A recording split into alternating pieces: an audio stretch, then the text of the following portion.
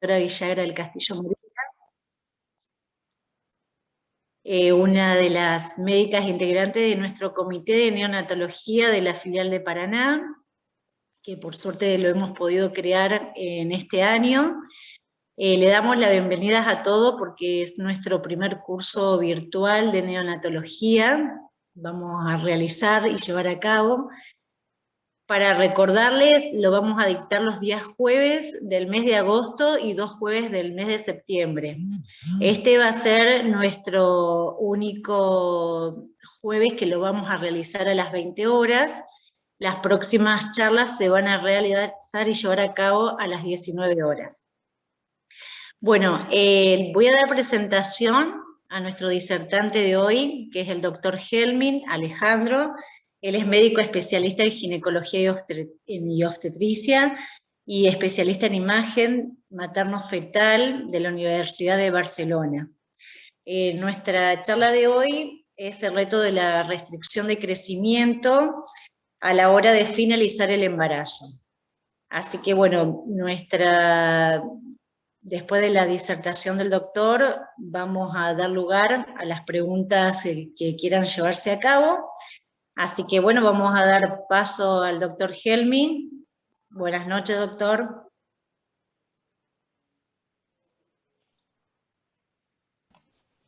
Bueno, buenas noches a todos. La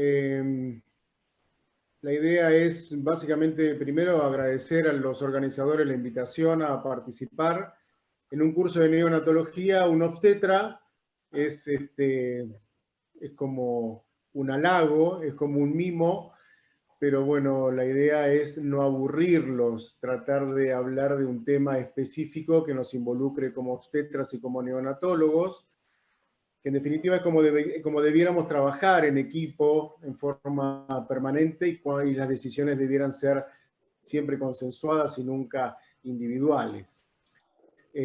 Creo que uno lo intenta, las chicas me conocen y saben que más o menos se trabaja de esta forma, y la restricción de crecimiento intrauterino ha sido un tema desde siempre controvertido y cada vez lo vemos con más frecuencia asociado a otras patologías, y el reto está entonces en saber cuándo finalizar un embarazo con un feto restringido a los fines de lograr el mejor resultado neonatal para este recién nacido.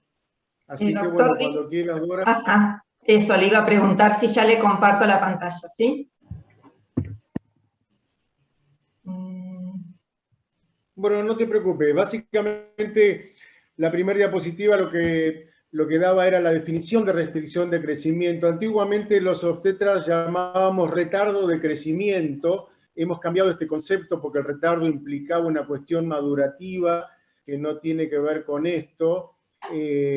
Por lo tanto, se transformó en una restricción de crecimiento intrauterino. También se denomina CIR o RCIU, es un poquito más complicado de pronunciar. La definición es básicamente la disminución en el potencial intrínseco de crecimiento que tiene un feto. El feto tiene un potencial intrínseco de crecimiento que está determinado genéticamente y que puede modificarse a lo largo de la gestación por diferentes situaciones patológicas, preeclampsia, defectos congénitos y demás. Por lo tanto, la restricción se define como una reducción en la limitación o una limitación en el potencial intrínseco de crecimiento de ese feto. Lo que hemos visto, y esto creo que es uno de los puntos más importantes de la charla, es que los obstetras debiéramos despegarnos de la idea de que los problemas en la restricción de crecimiento intrauterino, neonatal asociada a la obstetricia, fetal asociada a la obstetricia, finaliza con la cesárea o con el parto. Y nosotros entonces, una vez que resolvimos el embarazo, ya nos desentendemos de todo y no tenemos absolutamente nada más que ver con la evolución de ese recién nacido. No solo en las primeras horas y en los primeros días de vida, sino a lo largo de su vida, de su existencia. Creo que este es un concepto sumamente viejo, anacrónico, y que los obstetras debiéramos aprender a desterrar y a pensar un poquito más a ese feto como otro paciente del cual debiéramos preocuparnos y no solo ocuparnos de que no muera intraútero, porque las complicaciones y la morbilidad que tienen también son muy altas y las decisiones que nosotros podamos tener las modifican. Por ejemplo, consecuencias de la restricción de crecimiento. Obviamente aumenta la morbilidad neonatal, todos lo conocemos, esto es sabido por todos, la hemorragia intraventricular, básicamente 3 y 4, la enterocolitis necrotizante, la displasia pulmonar, broncopulmonar y demás. Pero fíjense el segundo punto, aumenta la incidencia de diabetes mellitus después de los 30 años. ¿A alguien le preocupa que un feto restringido que uno decide finalizar ese embarazo va a tener diabetes mellitus a los 30 años? No, y sin embargo ocurre, lo tiene. Aumenta la incidencia, en el punto anterior, se demostró que es más propenso a padecer diabetes de adulto el feto restringido que el feto macrosómico. Es contraintuitivo, uno podría pensar que el feto macrosómico, hijo de madre diabética, por ejemplo, podría tener una probabilidad de padecer diabetes del adulto mayor, y sin embargo, el restringido duplica la posibilidad. Aumenta la incidencia de hipertensión, y esto está claramente demostrado. Los fetos restringidos en la vida adulta son más propensos a sufrir hipertensión arterial y sus complicaciones. Reduce el rendimiento escolar. También está claramente demostrado, pero ¿hasta qué edad? Hasta los 16 años se ha logrado demostrar que la restricción de crecimiento, fundamentalmente la tardía o la precoz, que se asocia con altos niveles de hipoxia y de prematurez, reducen claramente el rendimiento escolar. Son cosas que nosotros no tenemos en cuenta los obstetras al momento de tomar la decisión. Y sin embargo, estaría bueno comenzar a pensarlas. La siguiente, por favor, Dora.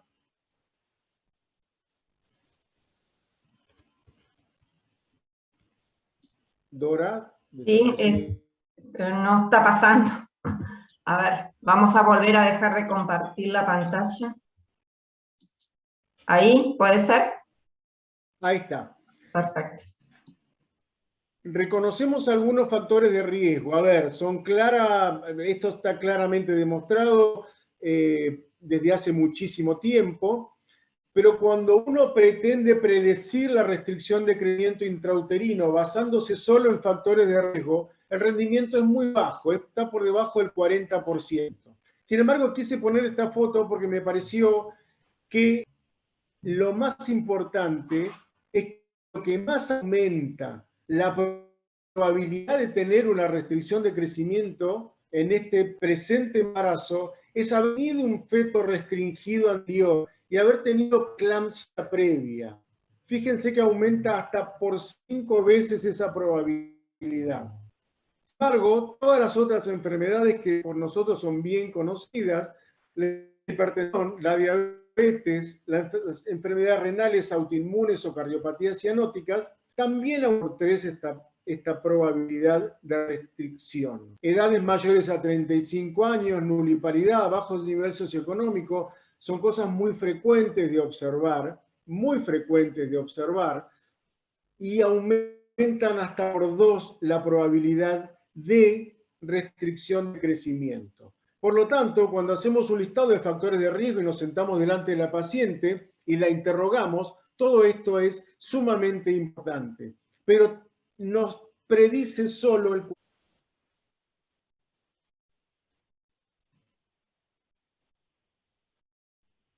¿Esa, doctor? Exactamente. Una de las preguntas que nos hicimos los obstetras siempre es, ¿se puede prevenir? En realidad, más que prevenir, ¿se puede predecir la restricción de crecimiento? Vimos que si uno se basa en factores de riesgo, estamos limitados a menos del 40%. Por lo tanto, los obstetras intentamos buscar otras estrategias para poder decir, este embarazo es de alto riesgo de restricción de crecimiento. ¿Y qué encontramos? Encontramos las arterias uterinas en el primer trimestre. El rendimiento no es muy bueno, pero nos permite utilizar lo que hoy está claramente demostrado, previene la restricción de crecimiento hasta en un 70 a 80%. ¿Cómo lo prevenimos en aquellas pacientes de alto riesgo? Con aspirina, solo con aspirina, solo con ácido acetil salicílico a dosis de 150 miligramos que se toman durante la noche, todos los días, desde antes de la semana 16 y hasta la semana 36. Fíjense que es una estrategia sumamente sencilla. Es un Doppler de arterias uterinas en el primer trimestre y en aquellas pacientes que son de alto riesgo le damos aspirina y nada más que aspirina entre las 16 y las 36 semanas.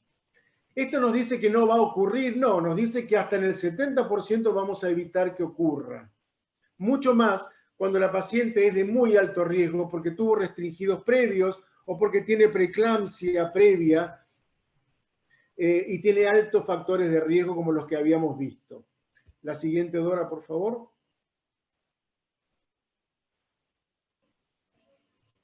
Bien, todos los SIR, independientemente, después los vamos a clasificar, pero todas las restricciones de crecimiento tienen un protocolo más o menos básico.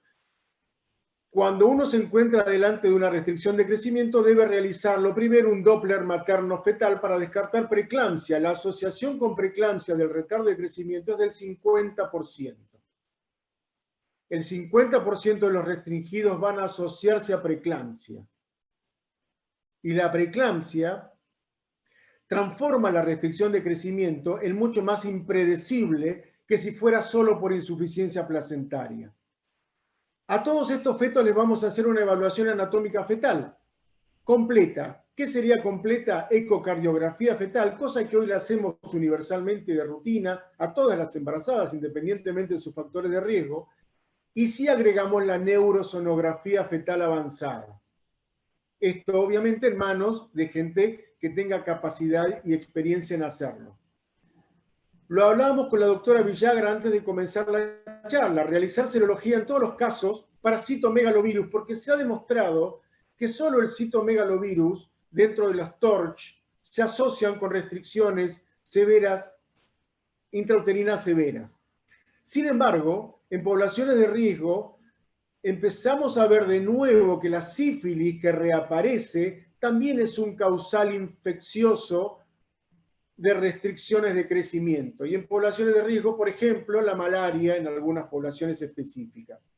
Pero hoy, en nuestra población, a tener en cuenta, en todos los restringidos, descartar citomegalovirus y sífilis, siempre.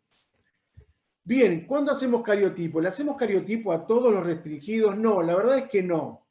Hacemos cariotipo solo a aquellos que tienen defectos congénitos asociados a su restricción con un Doppler normal. O sea, tenemos un restringido, el Doppler es normal y podemos inferir que si la causa no es placentaria, podría ser genética. Y a partir de acá podemos optar por cariotipo, por array, microarray o secuenciación del exoma. Eso va a depender de lo que dispongamos en nuestro medio y de lo que observemos ecográficamente y evolutivamente en ese embarazo. La siguiente, Dora.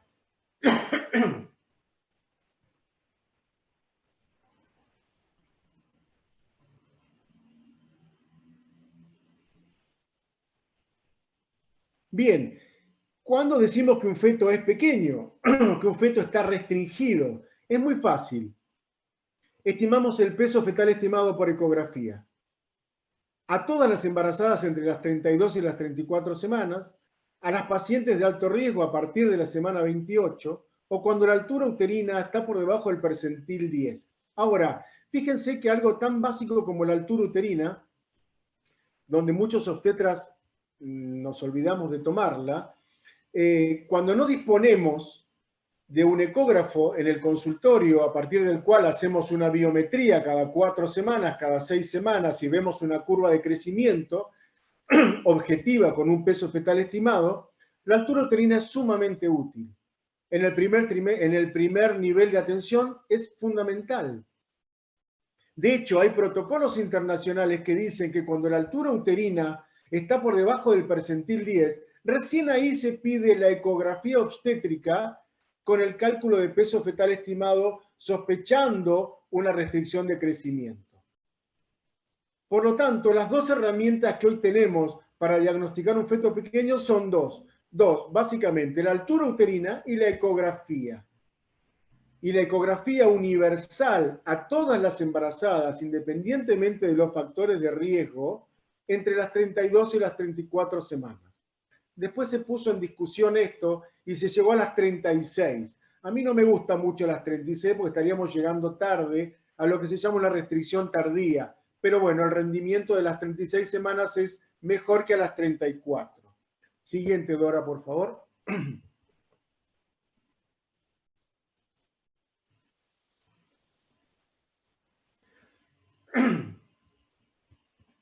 Bien, ¿cuál es el percentilo que vamos a utilizar para decir que un feto es pequeño? El percentilo 10, no hay discusión con esto. Para decir que un feto es pequeño, el peso fetal estimado debe estar por debajo del percentilo 10. Cuando está por debajo del percentil 3, claramente se clasifica y se define como restringido. Ahora, entre el percentil 10, que es pequeño, y el percentil 3, que es restringido, hay un abanico donde podría ser un feto constitucionalmente pequeño, para lo cual debemos estar absolutamente seguros que ese Doppler es completamente normal. Y la evolución de estos fetos es totalmente diferente, y las complicaciones y las morbilidades son totalmente diferentes. Por lo tanto, para decir que un feto es pequeño es el percentil 10. Para decir que un feto es restringido es el percentil 3. Claramente. Después vamos a ver algunas otras opciones. Vamos. Clasificamos a los restringidos en dos grandes grupos, el CIR precoz y el CIR tardío. Las evoluciones son completamente diferentes, los diagnósticos son completamente diferentes, no solo a nivel temporal, sino, volvemos Dora, a nivel, no, para atrás. Sencilla, CIR precoz y CIR tardío.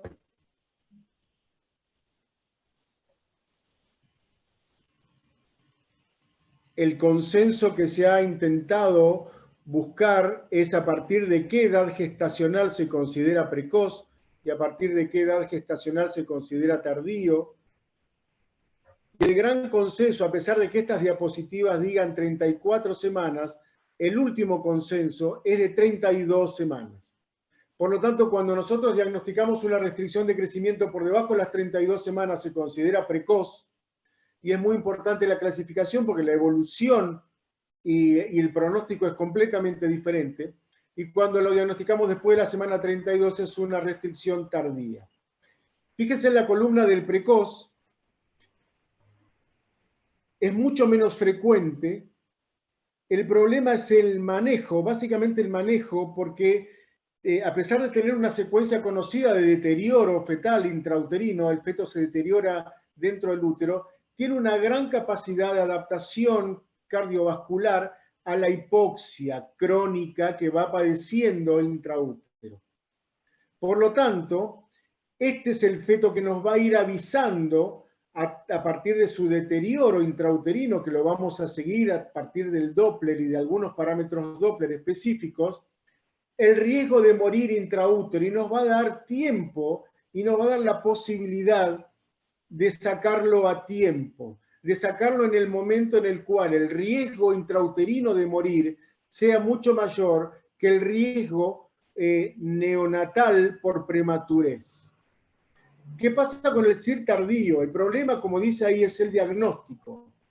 Esta es la restricción de crecimiento que habitualmente a los obstetras se nos escapan, y los neonatólogos nos habrán escuchado decir, murió a las 37 semanas intraútero y no sabemos por qué, no tenemos causa.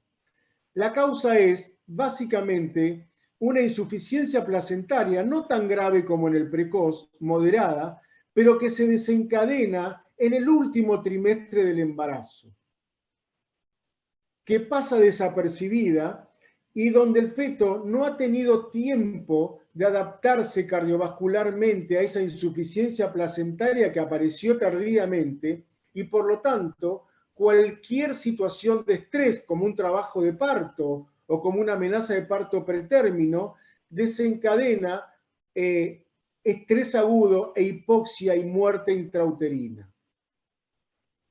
¿Sí? Por lo tanto, tiene baja mortalidad, como dice ahí, pero tiene baja mortalidad neonatal, no baja mortalidad fetal.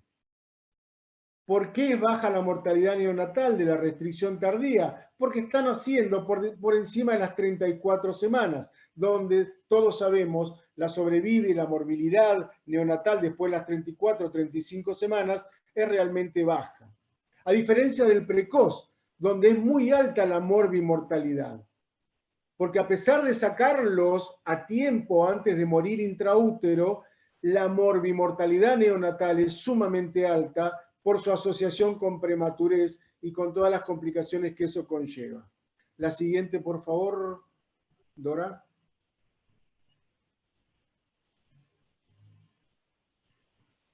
Dentro de los SIR precoces están los que son muy precoces. Son aquellas restricciones que comienzan muy rápidamente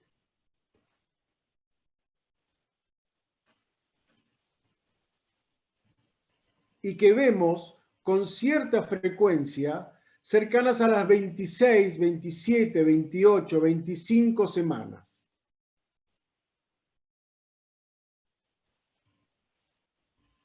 La diapositiva que no se ve mostraba, ahí la podemos ver, muestra claramente que de todos los SIR de segundo trimestre o SIR precoces, muy precoces,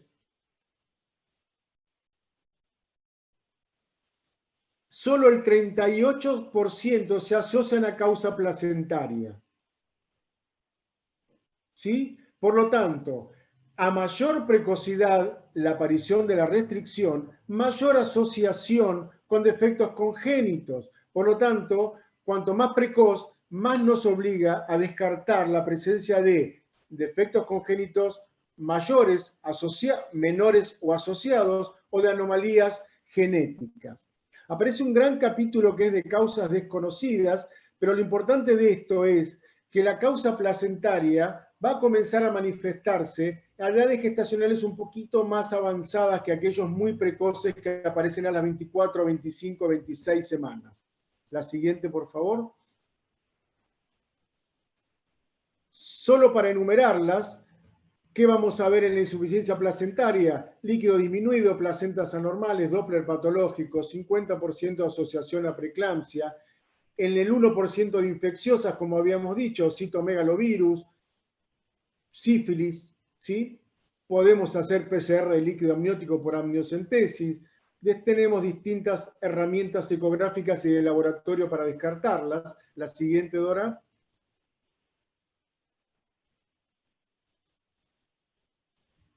Dentro de las malformativas, las frecuentes, como siempre vemos, cardíacas, neurológicas, esqueléticas, de las cromosómicas asociadas a SIR precoces, la más frecuente es la trisomía 18. Y esto es muy importante tenerlo en cuenta. Cuando uno tiene un SIR muy precoz, es cierto que la trisomía 18 va a asociarse a multiplicidad de defectos congénitos y va a ser relativamente fácil su diagnóstico o su sospecha, pero debemos pensar siempre que a mayor precocidad la asociación de defectos congénitos nos obliga a pensar en una trisomía 18.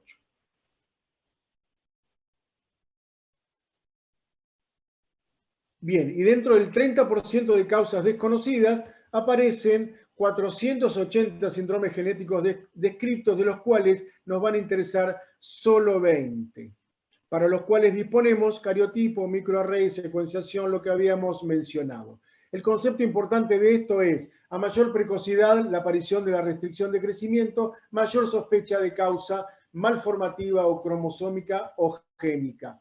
Bien, la siguiente, por favor. ¿Cuáles son las herramientas que disponemos los obstetras para diagnosticar la gravedad de un caso? Básicamente el Doppler. Y para el Doppler vemos 4 vasos, no mucho más. No lo complejicemos. Doppler de la arteria umbilical, de la arteria cerebral media, del ductus venoso, la relación cerebro-umbilical y de las arterias uterinas. Sigamos. Por lo tanto, una vez que tenemos un feto pequeño y sabemos que está por debajo del percentilo 10, lo vamos a tener que clasificar, porque la clasificación me permite dos cosas. Primero, programar un seguimiento y después programar la finalización de ese embarazo, la finalización oportuna de ese embarazo. El primer grupo, el PEG, estos que se denominan pequeños para la edad gestacional, son aquellos fetos que tienen un peso estimado entre el percentil 3 y el 10. Habíamos dicho que pequeño era por debajo del 10 y restringido por debajo del 3. Entre el 3 y el 10 se llaman pequeños, siempre y cuando el Doppler sea normal. Condición sine qua non para que un feto sea considerado pequeño para la edad gestacional y no restringido es que sea menor al percentil 10 con Doppler normal. A partir de ahí, más que CIR 1, CIR 2 y CIR 3, lo que vamos a hacer es a estadificar el CIR. Lo vamos a ver más adelante. La próxima, por favor.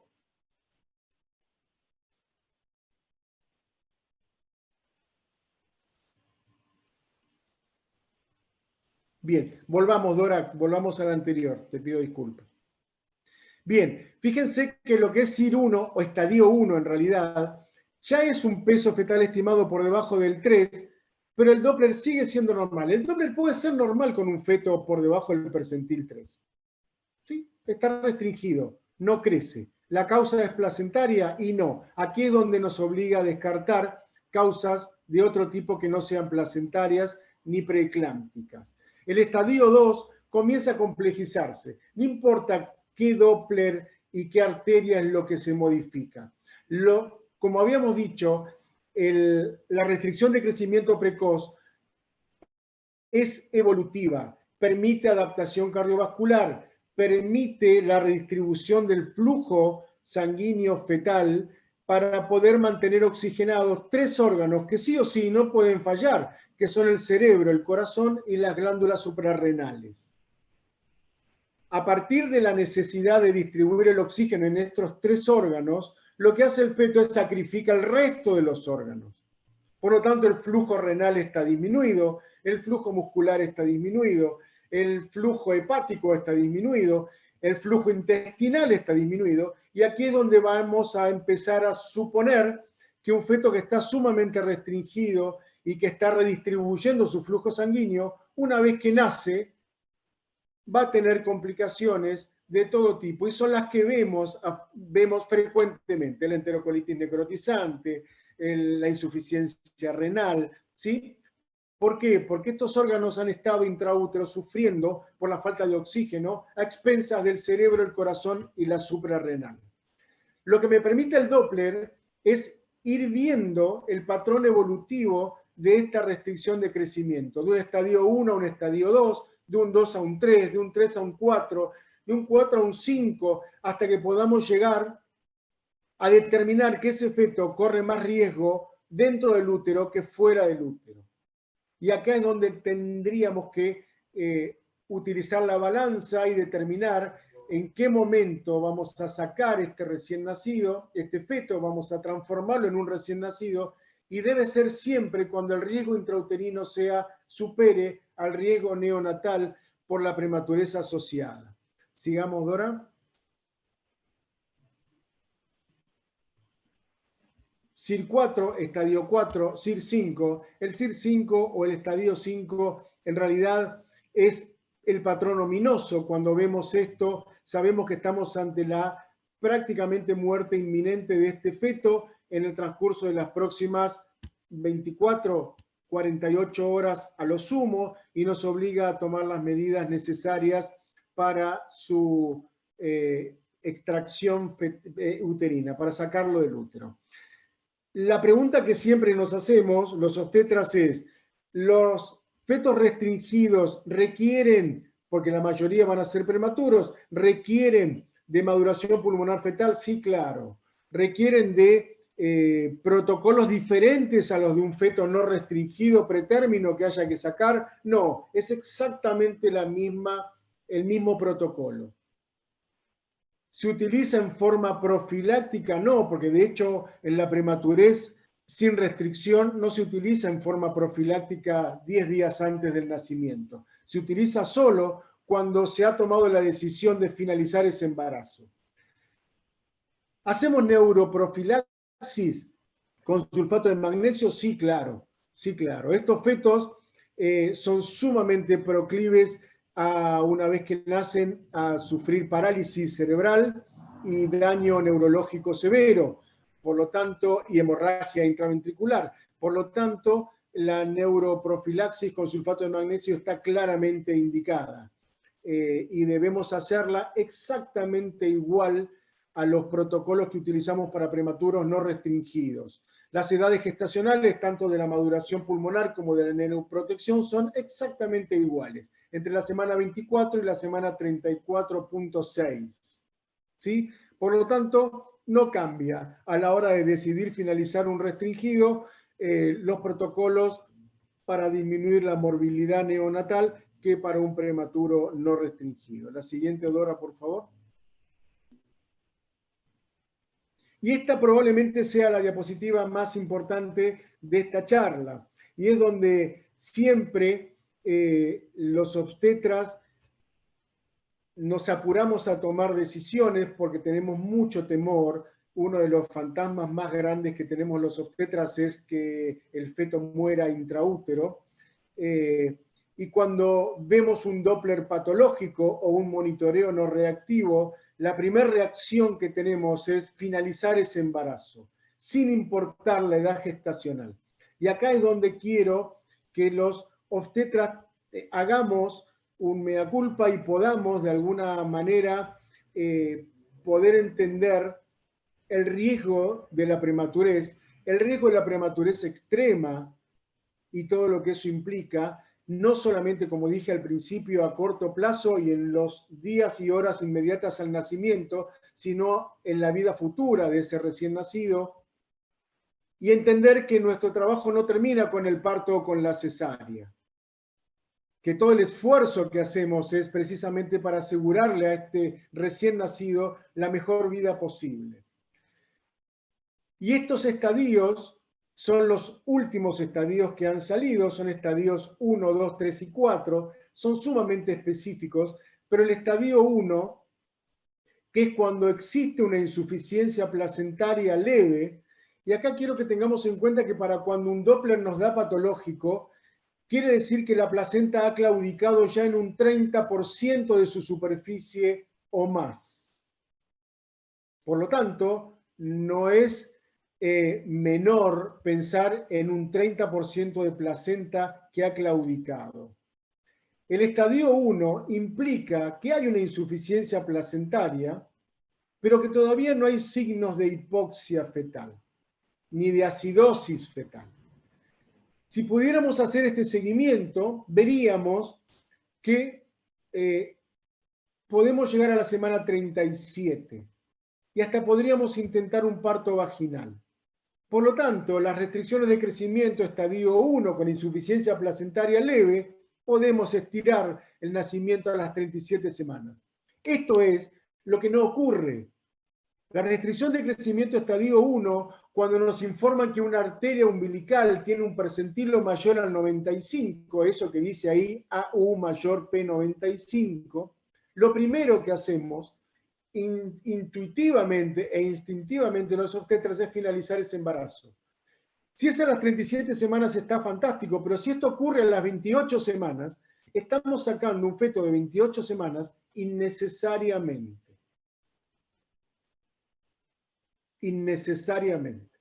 A las 37 semanas, fíjense la columna de abajo horizontal, la mortalidad y la morbilidad es cero prácticamente, y a las 28 semanas, fíjense, 26, 28, 30 semanas, la morbilidad llega hasta el 80%.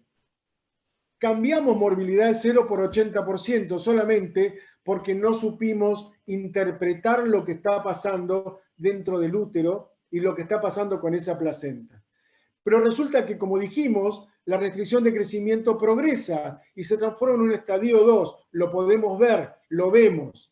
Hacemos el Doppler y vemos que eso que era una insuficiencia placentaria leve, se ha transformado ya en una insuficiencia placentaria severa. Y cuando tenemos una insuficiencia placentaria severa, eso que dice ahí significa ausencia de flujo diastólico de la arteria umbilical. No hay obstetra que cuando haya ausencia de flujo diastólico en la umbilical no lo saque, independientemente de la edad gestacional. Y fíjense que el protocolo nos dice que la finalización debe llegar hasta las 34 semanas.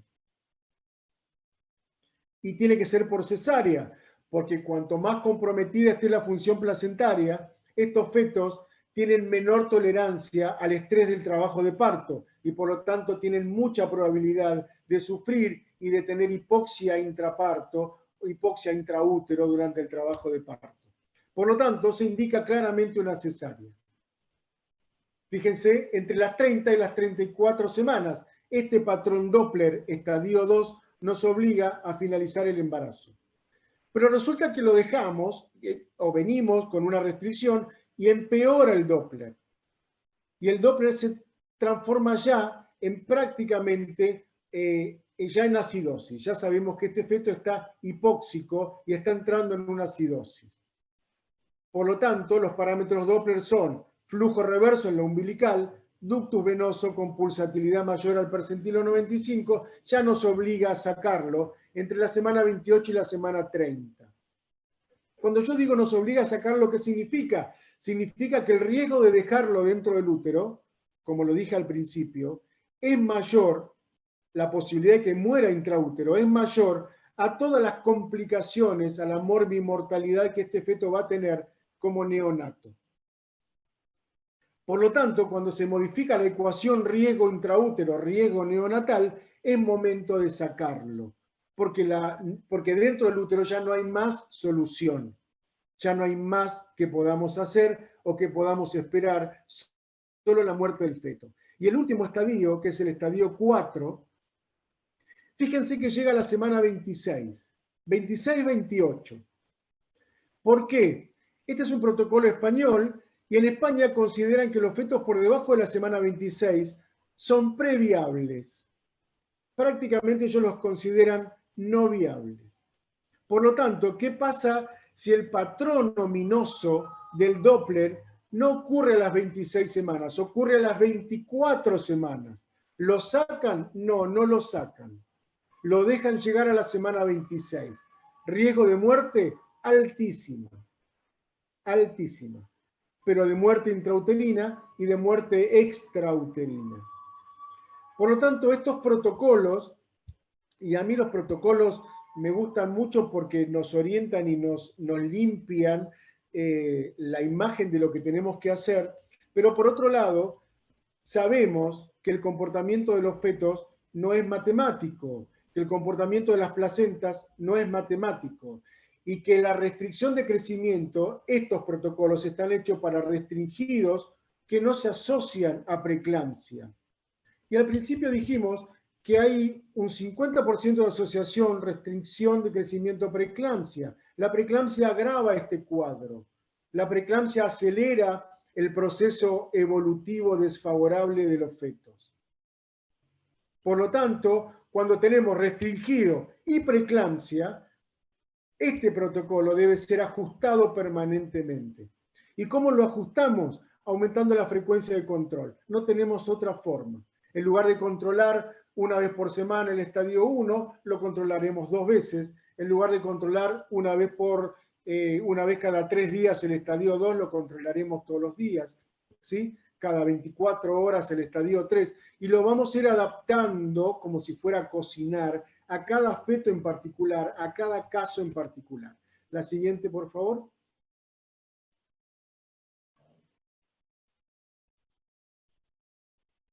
Solamente algunas palabras del CIR tardío. Habíamos visto hasta ahora el CIR precoz, muy precoz, el CIR precoz por debajo de las 32 semanas, y aparece lo que se denomina CIR tardío, que como vimos al principio, el problema es que no tenemos una secuencia de evolución desfavorable que nos va avisando que este feto se deteriora y se puede morir. Estos fetos se mueren de golpe.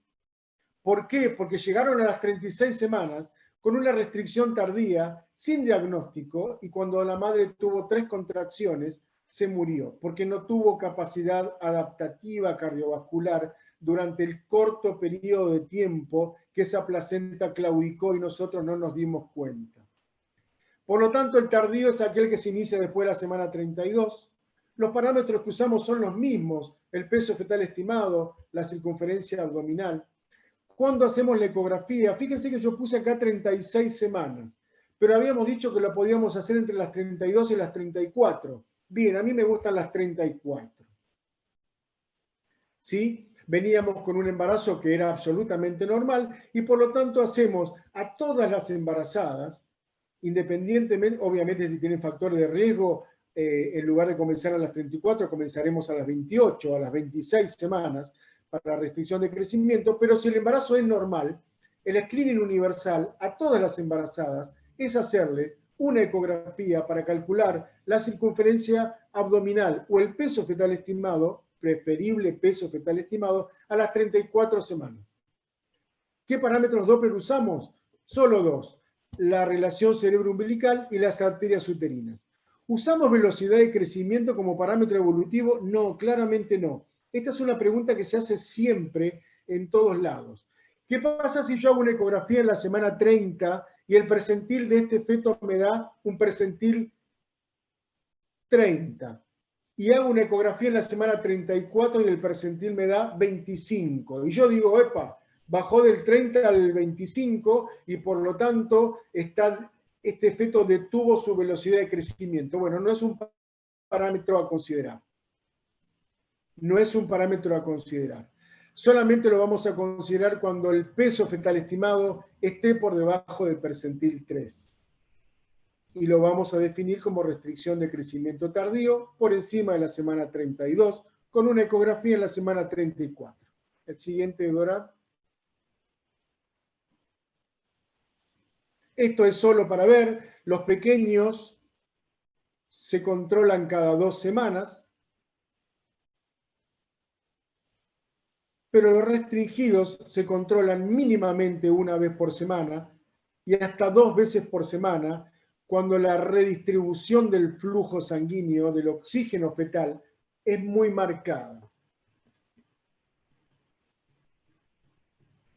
¿Y cuál es nuestro parámetro para ver que esa redistribución es muy marcada? Básicamente, la arteria cerebral media. ¿Qué hace la arteria cerebral media? Se dilata. Vasodilatación de la arteria cerebral media. ¿Sí? Cuando se produce la vasodilatación de la arteria cerebral media, inferimos rápidamente que ese feto lo que está haciendo es aumentando el diámetro de sus arterias cerebrales para poder oxigenar su cerebro. Está compensando, está hipóxico y por lo tanto el control debe ser cada 3 o 4 días. Esto es solamente para ejemplificar que debemos ir adaptando la frecuencia del seguimiento para definir el mejor momento para la extracción fetal. Sigamos.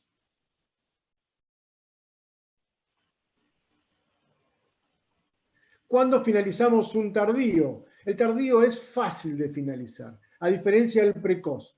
El CIR precoz, estamos todo el tiempo viendo cuántas semanas más podemos ganar para salir de las 26, para salir de las 28, para salir de las 30 y de las 32 hasta las 34, donde nos podremos tranquilizar.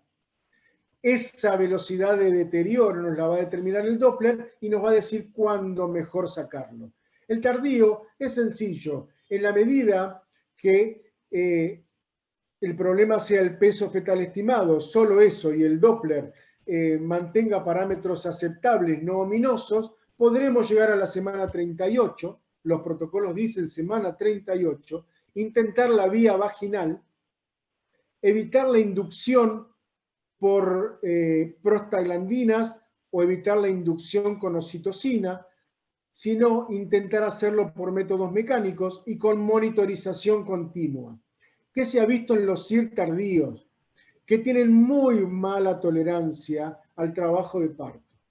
Y por lo tanto, si uno decide la finalización por vía vaginal, en aquellos que tienen un Doppler normal y que el problema es solo el peso fetal estimado, la monitorización igualmente debe ser continua. Debe ser continua. Continua significa durante todo el trabajo de parto, porque en el momento que se produce el deterioro de la vitalidad fetal, esos fetos tienen muy mala tolerancia y se mueren muy rápidamente. Por lo tanto, los conceptos son, ¿se puede llegar con un CIR cardíaco a las 38 semanas? Sí, claro. ¿Se puede intentar una vía vaginal? Sí, claro, mientras el Doppler sea aceptable y la monitorización sea continua. Y evitar la hiperestimulación, que es lo que deteriora y pone hipóxicos a estos fetos. Siguiente y última. Y los puntos clave a tener en cuenta es que yo intenté resumirlo como para que nos sirva a todos, obstetras y neonatólogos, es el diagnóstico de feto pequeño. Peso fetal estimado por debajo del percentilo 10 es un feto pequeño y por lo tanto requiere de nuestro máximo esfuerzo para determinar si es un pequeño constitucionalmente pequeño o si es pequeño porque hay alguna noxa o algo que lo transforma en pequeño. El Doppler debe hacerse siempre, siempre, y siempre debe verse 3 arterias, umbilical, cerebral, media, uterinas, y el ductus venoso en aquellos precoces, muy precoces, porque va a ser el que determina en qué momento sacarlo. Clasificar adecuadamente precoz y tardío de acuerdo a la edad gestacional, y esto es muy importante porque es lo que me va a determinar no solamente la frecuencia de seguimiento y el momento exacto de la finalización, sino con qué herramientas cuento para seguir cada uno de ellos. Todos los CIR, independientemente de que sean precoces o tardíos, ingresarán en un protocolo de estudio. Estadificar adecuadamente para definir, como dije, frecuencia de seguimiento y finalización oportuna, y jamás descontextualizar el caso y tomar decisiones individualizadas. Y por ahí vi una pregunta que tiene que ver con esto.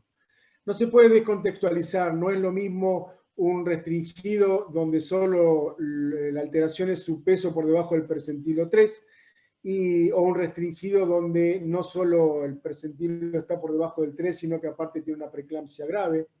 No es lo mismo un restringido a las 24 semanas que a las 32 semanas. No es lo mismo. Por lo tanto, los protocolos sirven para orientarnos, sirven para guiarnos, pero la decisión final siempre debe ser la mejor decisión que uno pueda tomar por ese feto y por la vida de ese recién nacido. Vuelvo a repetir lo que dije al principio. Los obstetras tenemos que desterrar la idea de que una vez que se hizo el parto de la cesárea, nuestro trabajo finalizó. No, nuestro trabajo no finaliza ahí. Las consecuencias de apurarnos, las consecuencias de tomar decisiones apresuradas implica necesariamente poner en riesgo la vida y el hijo me salió muy guapo de ese recién nacido. Así que creo que es la última, Dora. Sí, doctor, es la última. Dejamos de compartir pantalla y, bueno, responde algunas preguntas quizás. Perfecto.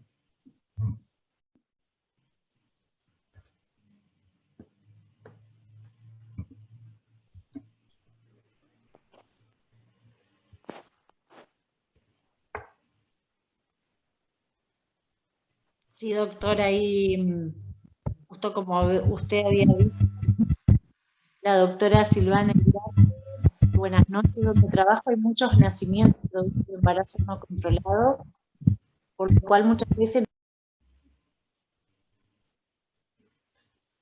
Mariela, está silenciado tu micrófono. Con respecto al concepto, está diagnosticarlos como RCIO al momento del nacimiento sin tener una ecografía prenatal. Bien, es muy difícil, porque en realidad lo que a nosotros nos determina una edad gestacional, para empezar, es una fecha de última menstruación cierta, muchas veces no la tenemos. Lo que nos determina una edad gestacional cierta es una ecografía del primer trimestre, y no hablo de un primer trimestre de 7 semanas, hablo de un primer trimestre de 12, 13 semanas. Tranquilamente esa ecografía es sumamente útil. El gran problema es cuando la paciente llega sin fecha de última menstruación y sin ecografías previas, y hasta sin control prenatal. Es imposible hacer un diagnóstico de restricción de crecimiento en ese contexto. Imposible. Ese es un diagnóstico neonatal, que lo van a poder hacer cuando comparen las curvas de crecimiento neonatal con el capurro y con la valoración de ese recién nacido. Obstétricamente en un embarazo no controlado es imposible hacer eso. Nos queda la herramienta de la altura uterina, sí, pero una altura uterina que tiene una tasa de detección que no es mayor al 40%. ¿Sí? Y una altura uterina no nos dice necesariamente que ese feto está restringido. Si tenemos un oligoamnios, por ejemplo, la altura uterina está reducida y no necesariamente el feto está restringido. Por lo tanto, sin control prenatal y sin ecografías previas o datos ciertos y concretos, es muy difícil hacer un diagnóstico. Bueno, no sé si hay alguna pregunta que quieran ir haciendo por chat o por activando el audio, pero quería comentar más o menos, doctor, que creo que lo que ha aumentado en estos año y medio, 2, es la evaluación neonatal de los retardos de crecimiento. Creo que aumentó por la falta de controles de embarazos que han suscitado por esto de la pandemia, y nos ha llevado en la parte de neonatología a empezar a estudiar mucho más la serología, teniendo en cuenta las infecciones intrauterinas como una de las causas importantes de retardo. Así que, no sé, mis colegas sí coinciden, pero creo que en la parte neonatal, cosas que quizás la teníamos previas por los controles que se venían haciendo obstétricos, a falta, escasez, pandemia, lo que sea, nos aumentó a tener que estudiarlo estando en neonatología. Sí, no sé igual Mariela, pues fíjate que obstétricamente a nosotros también nos aumenta la incidencia de restricciones de crecimiento, porque hay algunas situaciones que comienzan a ser muy particulares. Hemos empezado a ver nuevamente embarazos en mujeres muy jovencitas, en edades extremos de la vida, ¿sí? Mujeres por debajo de 16, 15 años embarazadas, primeros embarazos, y mujeres que postergan la maternidad y que se embarazan después de los 40, 35, 38, 40, 40 y pico de años, y por métodos de fertilización, y todo esto tiene una asociación con restricción de crecimiento, pero también tiene una asociación con preeclampsia, y por lo tanto, y vimos, vuelvo a repetirlo, el 50% de las preeclampsias se asocian a la restricción de crecimiento, y ambas potencian su nivel de complicación y de complejidad. Entonces estamos viendo muchas más preeclampsias en mujeres muy jóvenes y en mujeres de más de 40 años asociadas a restricción de crecimiento. Por eso ustedes también ven más, más restringidos. Prematuros y restringidos. Sí, exacto, porque la restricción se asocia casi invariablemente con prematurez. Con prematurez, totalmente. Casi invariablemente. Y si a eso le suma la preeclampsia, peor todavía.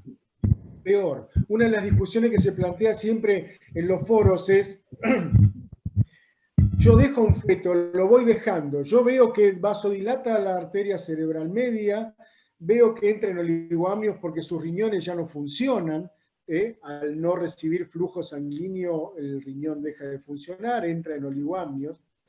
El intestino obviamente está sufriendo, ese hígado, ese abdomen pequeño. ¿Por qué es pequeño? Es a expensas de un hígado pequeño en el feto. Así como en el macrosómico, el abdomen enorme del hijo de madre diabética tiene que ver con una hepatomegalia, en el restringido es exactamente lo opuesto. Como le digo yo a mis pacientes, los bebés engordan y adelgazan como nosotros, por la panza. ¿Son panzones o son muy flacos? ¿Está? Ahora, el tema, me olvidé lo que estaba diciendo.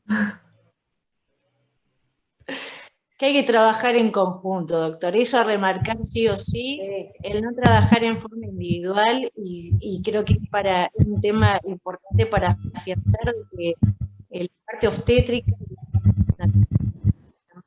y eso nos permite seguir hacia adelante, y para nosotros como para ustedes Es decir, cada semana de un prematuro es algo que se da. Entonces, por eso es fundamental que sea un servicio en el cual sea uno. Es imposible obstétricamente tomar la decisión y tener la responsabilidad de decidir extraer un feto de 28 semanas, de 27 semanas a edades extremas, sin poder tener una consulta, interconsulta, una opinión de neonatología. Es imposible. Es imposible. Sí, pero se ve. Lo que pasa es que hay distintos sectores, quizá uno acostumbrado en los lugares más grandes, en los que estamos, y en sectores públicos, en los cuales también hay algo académico que nos lleva a estar siempre en contacto y comunicados, pero nos sigue sucediendo en otras instituciones, en otros lugares más chicos, en donde hay neo quizás más pequeña, pero que se manejan de 34, 32 semanas, hacia arriba, en lo cual se sigue viendo que esa falta de conexión y comunicación entre la parte neo y obstétrica, o quizás nosotros llegamos cuando ya la conducta está tomada. Entonces, en eso creo que es algo fundamental para una mejoría, y que lo hemos logrado. La verdad que se ha logrado un montón y ha sido un gran avance, y justo en este tema, tanto sea la restricción como la prematurez, es algo fundamental, y creo que se ha logrado mucho en la comunicación que hemos tenido, y bueno, la verdad que eso es como para remarcarlo. Y lo que pasa es que las ¿Alguien más decisiones... Sí, Perdón. dígame. No, lo que pasa es que las decisiones que tomamos los obstetras también a veces están viciadas de muchísimas otras variables, como el riesgo médico legal, el temor al juicio por la muerte intrauterina, y creo que eso se arregla, y creo que eso se mejora mucho hablando con la paciente, hablando con la familia, explicándoles cuáles son los riesgos, y para eso no hay nadie mejor que ustedes y nosotros. Y creo que es un ejercicio que nosotros que no hacemos frecuentemente. Sentarnos los neonatólogos y los obstetras, a hablar con esa pareja que tiene un feto restringido, por ejemplo, y que está sufriendo intraútero y que hay que sacarlo a edades extremas, y poder explicarles los dos, desde la obstetricia el riesgo intrauterino y desde la neonatología el riesgo neonatal, ¿sí? Y el riesgo a futuro. Creo que es un ejercicio y es algo que nos debemos. Totalmente, totalmente. No sé si queda alguna pregunta más, alguien que quiera... Alejandro, no sé si me escuchan. ¿Me escuchan ahí? No, hablando del tema de la preeclampsia, que eso es muy cierto, eso lo vemos en la neo, lo típico de las madres que dicen, no sabía que tenía presión alta, y la pregunta es la siguiente: los ginecólogos se toman el trabajo en los controles, tomarle la tensión arterial a la embarazada, o hacer interconsulta con cardiología, o se le dice a la embarazada, controlate la presión arterial, o ver la alimentación, o sea, porque también eso lo vemos mucho, que las madres no tienen ni idea de que tenían presión alta con el embarazo. Y es cierto también que las chicas muy jovencitas, que hacen realmente feas, o sea, las preeclampsias y eclampsias muy feas. Mira, Gise, yo creo que el control obstétrico tiene 4 patas que son fundamentales. Una es el interrogatorio, a partir del cual vos sacás los factores de riesgo, la edad y demás. Tomarle la presión, pesarla y escucharle los latidos. No me pidas otra cosa. ¿Querés que midamos la panza? Le medimos la panza, pero la panza se la voy a poder medir después de la semana 24, 25, 26, cuando el peso fetal estimado está tabulado y lo puedo calcular y me puede servir como dato cierto. Pero con un buen interrogatorio clasifico rápidamente esa paciente. Tomarle la presión, elemental, pesarla, elemental, escuchar los latidos, elemental. No hay mucho, te lleva 5 minutos. 5 minutos. No hacerlo es criminal. Lamento que alguien se ofenda, es criminal. Cuando uno ve los protocolos y uno dice, ¿cómo puedo prevenir la preeclampsia? ¿Cómo puedo predecir la preeclampsia o la restricción de crecimiento? Todos los protocolos en los países más desarrollados del mundo dicen, tomale la presión en la primera consulta y sacar la tensión arterial media. Eso más los factores de riesgo, más las arterias uterinas en la primera ecografía, no lo hace nadie. No lo hace nadie. ¿Sí? Mis colegas mandan ecografía a lugares porque les dicen el sexo a la semana 12. Está bien, fantástico, me encanta. Pero no le hacen las arterias uterinas. Bien.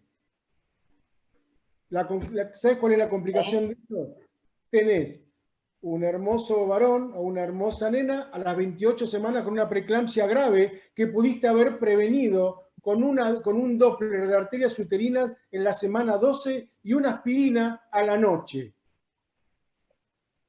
Exactamente, tal cual. Facilísimo, fácil, sencillo, rápido. Bien, cuando lo entendamos, lo vamos a poder modificar. Mientras tanto, va a seguir pasando. Totalmente. Sí, yo creo que ahí es un trabajo de prevención que hay que hacer bastante importante.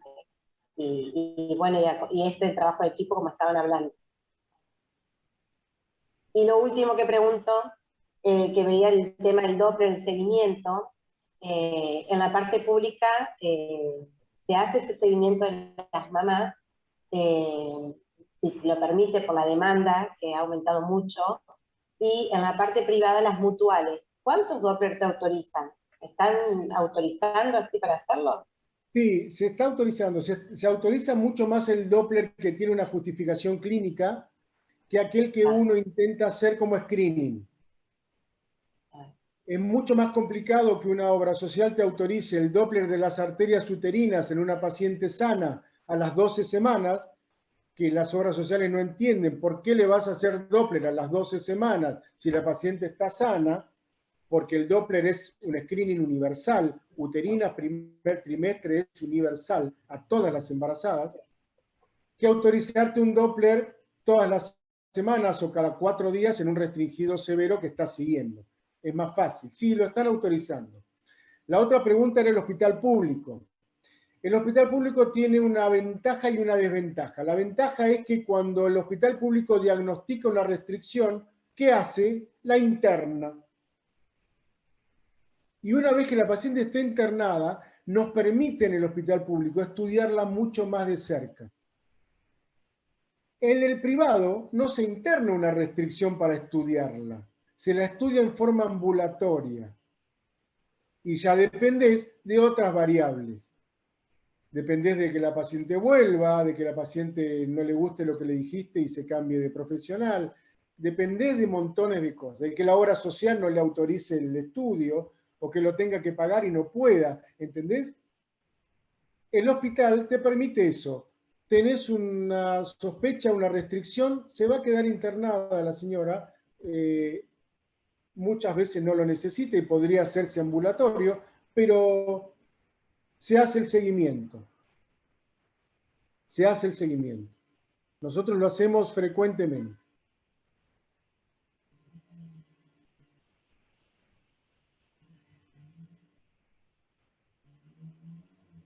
Bueno, doctor, muchas gracias.